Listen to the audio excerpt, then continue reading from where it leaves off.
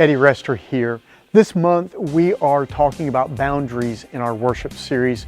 We're talking about what it means to create healthy relationships, healthier marriages, healthier friendships, healthier work relationships. And we believe that boundaries help us do that. In worship this past week, we talked a little bit about boundaries as understanding where our responsibilities end and someone else's begin. I want to share just a little bit more about maybe what a healthy boundary looks like and what it doesn't look like. In the sermon on Sunday, I said that a boundary is not a wall, but often when we begin to put boundaries in place, often what we do is we do put up a wall. We put up some hard edge, often in response to what someone else has done. We put up a wall that is impermeable, that's non-flexible, that pushes people away from us. The problem with that is that often becomes a prison for us. We tell someone, I'm not doing this anymore, ever again. And then it becomes so inflexible that you can't enforce it, or it's more problem for you to enforce. It's like when my sister was in high school and my parents would ground her and they would take away her car and her phone and everything that she had. After about 2 days, that wall became more than they were willing to enforce. It wasn't a true boundary. So what does it mean to create a good, healthy boundary in a relationship?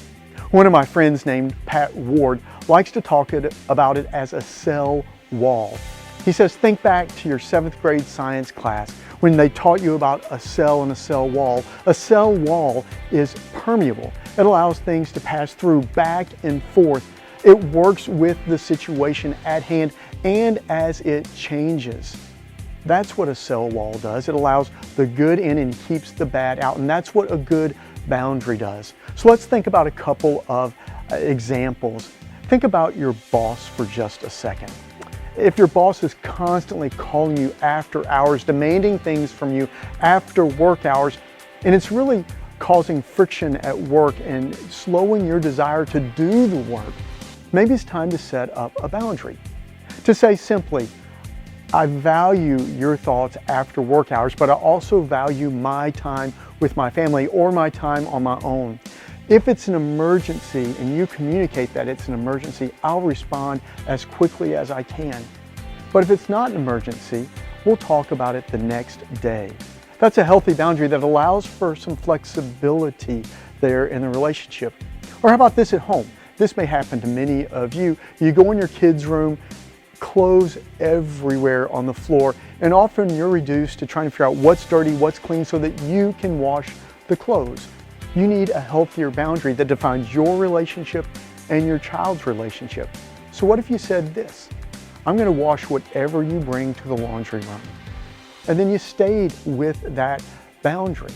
You're going to wash whatever comes to the laundry room. And for a while, you may receive some fury, some anger, some why isn't this washed, mom or dad, from your child.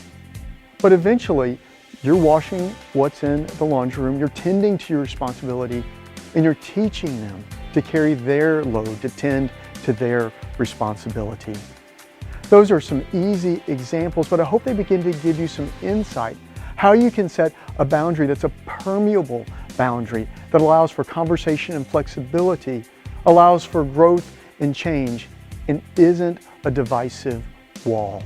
This Sunday, we'll continue the conversation around boundaries, looking at the one word we need to learn, a one-word boundary. So I hope you'll join us this Sunday at 9:45 or 11 at Christ United Methodist.